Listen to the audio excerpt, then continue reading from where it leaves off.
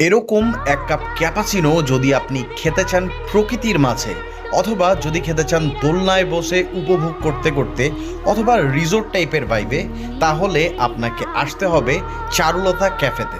শুধুমাত্র কফি খাওয়ার ইন্টেনশন নিয়েই আমাদের এখানে আসা। ভিডিও করার বিন্দুমাত্র ইচ্ছা আমার সেদিন ছিল না, কিন্তু এদের এনভায়রনমেন্ট দেখে আমি অ্যাকচুয়ালি ভিডিও করতে বাধ্য হয়েছি। ফ্যামিলি নিয়ে টাইম স্পেন্ড আর ফ্রেন্ডসদের নিয়ে হ্যাং আউট যেটাই করেন না কেন, এখানে আসবে পিওরলি একটা রিসোর্ট ভাইব।